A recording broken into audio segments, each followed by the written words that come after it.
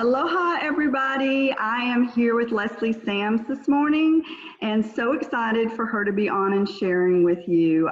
Leslie Sams is like the science nerd, right? Hey, how are you doing this morning, Leslie? Good. How are you? I'm good, thank you. Well, I'm excited for you to share with everybody about some of the chemistry for essential oils and substitutions, right? I've got this oil, I need this oil, what am I going to substitute with? So we're excited to be hearing from you and learning, and I'm going to let you go ahead and just take it away. Okay, great. Thanks for having me. Well, whether you're new to oils or you're a seasoned pro, we've all had times when we're out of an oil and that we want to use for a specific purpose. And so maybe we have a tried and true favorite, or perhaps we've looked up a condition on our app or in one of our books, and we don't have the first one on the list. So maybe you aren't particularly fond of an oil scent. There's some that don't smell particularly good, so maybe you're not particularly fond of a scent and you want to find something else that would do the same, have the same effect, but might have a smell that's more pleasing to you. So the main thing to remember is that all essential oils are made up of good chemicals, and many oils have very similar chemical constituents and can therefore be used for similar purposes. So much like in a recipe, when you can sometimes substitute an ingredient, then we're going to look at some oils that will sub out for each other. The ghost behind me there is my cat opening the door. In addition, I'm also going to show you a handout that I'll let Tamzine post on the Facebook page that'll just help you identify the uses of oils based on their chemistry. Pretty much everything I'm going to share is not because I'm a chemist. It's just research that I've done using the books and the web, going back to some seminars that I've listened to. So it's not out of reach for other people to do this as well. You don't have to have a chemistry background to do it. You just have to know what to look for and look at those percentages of different chemicals. So let's start with something on everyone's mind right now, which is sunscreen. We've all heard about using helichrysum as a sunscreen, but wow, that's expensive if you're using an entire bottle of helichrysum for your sunscreen.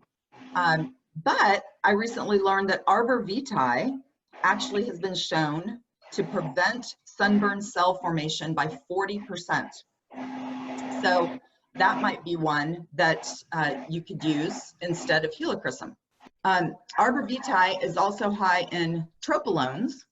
The website PubChem states that tropanoles are highly antifungal.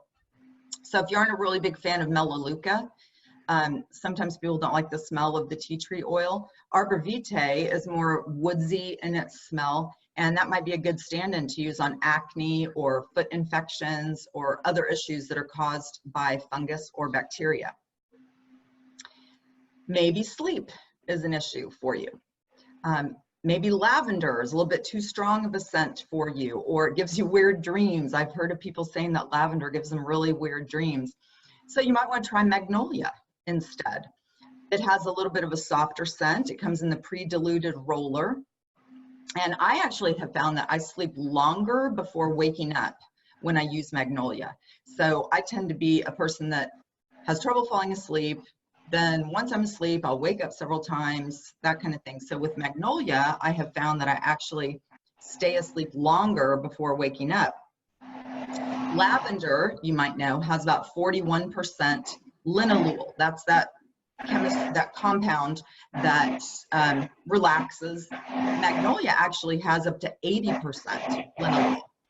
So I've also read that magnolia acts much like melissa and helichrysum. And looking at their chemical makeups, magnolia has some similarities to melissa and some to helichrysum. So it's almost like magnolia might be in the middle of a Venn diagram, and some of the properties of melissa and some of helichrysum. Another muscle relaxant oil is basil, and it has actually greater than 55% linalool as well. So this might be good under the tongue for bed, before bed. If you know that, if you like the taste of basil, then you might try that under the tongue. Also, basil is a great migraine solution. My daughter uses it mixed with a little bit of peppermint for her migraines. And in a pinch, if you don't have basil and peppermint, you can actually grab your Aroma Touch, because Aroma Touch actually has basil and peppermint in it. And so you can use that. We've used that with success on headaches as well. And that's kind of a good compromise as well with past tense. Sometimes with the younger kids, past tense might be too minty, and you might be afraid that if they, put it on their temples, then the vapors might bother their eyes or whatever. But the Aroma Touch, you can actually use, and it's not quite as minty. Well, we've all likely heard that there are chemicals in frankincense that have been shown to be anti-cancer. But also studies have shown that citrus oils like grapefruit, orange, lemon, lime, and mandarin have a high concentration of the monoterpenes, limonene specifically, that have shown promise in trials with breast and colorectal cancer. Pepper also causes apoptosis, or a breaking open of cancer cells, much like frankincense does. So there are some swap outs there. Oregano and thyme are actually cousins in a sense. Oregano has very high carbapenem and a little bit of thymol.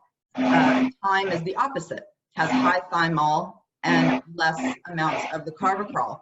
But they both have really similar properties. Both those chemicals have similar properties. And in fact, you can find both carbapenem and thymol in Listerine mouthwash.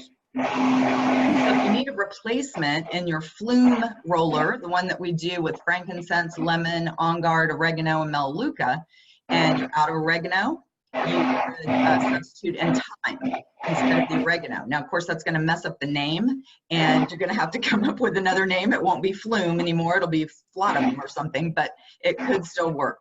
An interesting swap out that I have family experience with is actually using Breathe in place of Console. And I know that sounds really weird, but here's something that happened in my family. When my stepmom was dying of dementia, I visited my dad, and he was having some ear issues. His ears were clogged up, and so I gave him some Breathe to put around his ears, and his ears cleared up, and they haven't clogged up since. I mean, he uses it all the time. But he kept using it, and then after my stepmom died, of course, he was still using it for his ears, but he said that he was able to, he felt like he was grieving really well, and that he was able to grieve, have moments of that grief, but then kind of recover. And so I looked up in the emotions book, I looked up what the emotional aspects of Breathe are, and interestingly enough, it says you can use Breathe to release grief and sadness and embrace healing. So I thought that was really cool. So it's literally like helping someone breathe emotionally. So that might be something to grab. Sometimes we are carrying around Breathe a lot more often than we might carry around a small little thing of Console. One oil that I feel is very underutilized is Purify. I absolutely love Purify, and if you don't have it, you need to get it. This blend can take care of stings and scrapes and bites and cuts, smelly drains, dirty countertops, odors in the air, all sorts of things. Now, while it can't be ingested, still in most other ways, it can take the place of citrus oils and melaleuca. So that's a really good one to have on hand. Another chemical to know about is carvone, and that's found in spearmint and in dill. Carvone has been shown to provide a calming effect against heightened excitement by acting on the neuron sodium channels. So if you like minty things, you could pick spearmint. If you like the spicy things, then you could pick the dill, and then stay calm with spearmint and dill. One of the important chemicals in frankincense is alpha-pinene. You may have heard that in some of the talks that Dr. Hill has done and others. Both juniper berry and cypress have similar amounts of alpha-pinene in them to frankincense. Alpha-pinene is a really, really multi-purpose chemical. Cannon, stop. Sorry, that's my grand neighbor. They're my grandchildren across the street. You need to sit over here. So if you're low on frank and you need something similar in a roller recipe, think of juniper or cypress instead. You might be able to substitute that in instead of your frank. Clary sage, as we know, has a great reputation for relaxing smooth muscles, especially in the lower abdomen, cramps, GI issues, things like that. And the chemical responsible for this is linalool acetate. And that's also found in very similar amounts in petitgrain. So if you don't have clary sage, you might grab the petitgrain or vice versa. Petitgrain has very similar amounts of that chemical in it. We all know that just for general cell function, Melissa is hugely beneficial on so many levels. One of the main constituents in Melissa is called germicrene D, and the same chemical is found in ylang-ylang. And so sometimes people are not super fond of the scent of Melissa if you're not a real lemon balm kind of person, but then ylang-ylang might be more your type, and so you might want to try subbing that out. Rose has been shown to lower blood pressure as well as be antimicrobial, which is almost every essential oil has some kind of anti effect in it. And the lowering of blood pressure is actually due to the citronellol. It's not citronella, but citronellol, so it's an alcohol. And that's also found in geranium oil. And so those can also sub out for each other, maybe if you're doing a blood pressure roller bottle to support healthy blood pressure. Respiratory issues. We know that eucalyptus is great, whether straight up or in some of our blends, but it's also found, the chemical eucalyptol is also found in rosemary. And if you've never smelled the rosemary oil that we have, it does kind of have a more minty scent than I ever would have thought rosemary would, just because of having it in my garden. It's just a little bit different. And so the scent of rosemary might be more tolerable, especially to younger children, because it's not quite as strong, but it will still perhaps do the same thing because it's got that eucalyptol chemical in it in about the same amounts. Here's just a few quick swap outs without tons of explanation, but if you are out of HD clear and you have a teenager having a facial crisis, you can actually use Kids Stronger. It has a lot of the same chemicals in it. Some people are not big fans of the scent of Intune. So of course we know that we have the Thinker, the Kids Thinker. DDR Prime. You could use Siberian fir and frankincense and get similar effects to DDR Prime. Another swap out for Breathe would be Siberian fir with lime, and that would have some similar effects. I heard in a talk one time that Slim and Sassy can actually be used in place of On Guard as a cleaner, just because of some of the same oils in there. So if you're just out of On Guard and you need to use something as a cleaner, you could do that. Claricom, if you do not have Claricom, but you have a roller of Motivate, you can use that for hot flashes. It's got a lot of the same chemical constituents in it, so that's a good one to know about as well. As we close, I just wanted to talk about this. I made this chemical info cheat sheet, and I'm going to give this to Tamazine, and she'll be able to post it. But what I did was, this is from a talk that Dr. Hill gave some point, I don't remember when, but he went through each of the chemicals, the groups, and told us what they do and how they, why an oil will do what it will do because of the chemical that's in it. So I just wanted to share a little bit about that. So don't feel like you have to write this down or anything. I can actually give notes for this whole talk to Tamazine, and she could put it on the website and everybody can look at it. But one thing that we've all heard is monoterpenes. All essential oils are going to have monoterpenes in some form or fashion. Now, some will have more monoterpenes, obviously, than others. And when an oil has a monoterpene, a high amount of monoterpenes in it, which you can find in all of our oil books. It'll tell you the percent of monoterpenes and sesquiterpenes and all of that. Then you're going to have an oil that's metabolized very quickly if you have a high amount of those monoterpenes. Monoterpenes make essential oils very fast acting. So because all of the oils have some monoterpenes in them, they're all going to be somewhat fast acting, but the ones that have a high amount will be even more so.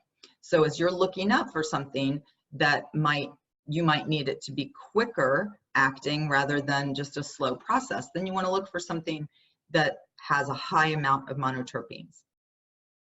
Sesquiterpenes, those bring a higher metabolic potential.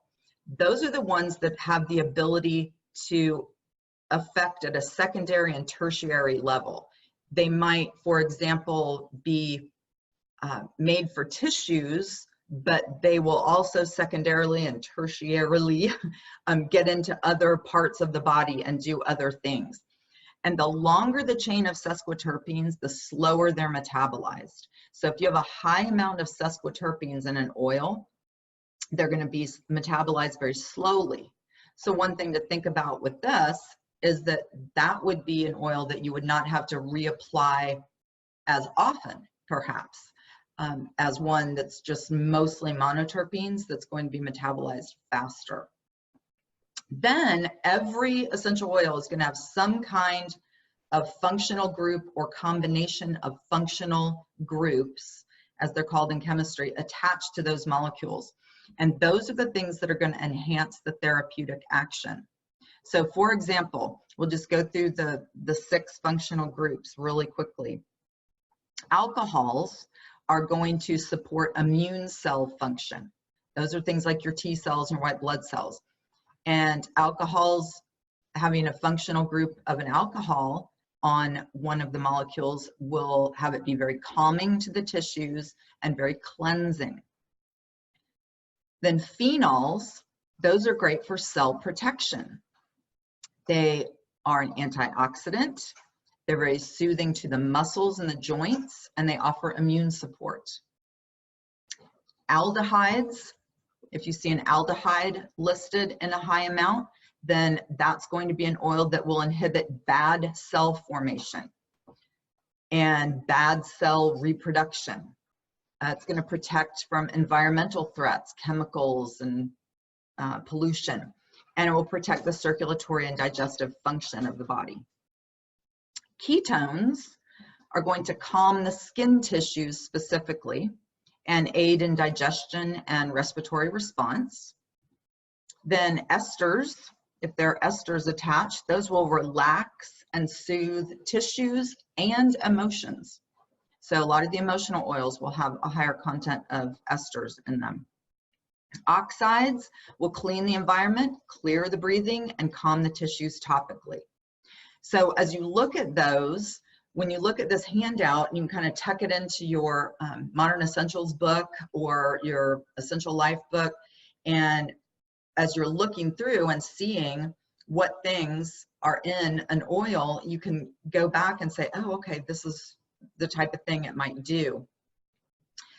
Also, be sure that you have downloaded the essential oil wheel, the chemical wheel. It's on the doTERRA website. If you actually go on doTERRA and just search essential oil chemical wheel, it'll pop up with that little blog article, and then there's a link where you can click and get the wheel, and it's 3 or 4 pages, and it actually has the oils with their chemicals or their main chemical and grouped in like restoring or relaxing, those kind of things. And so you can look and see which ones have a similar chemical.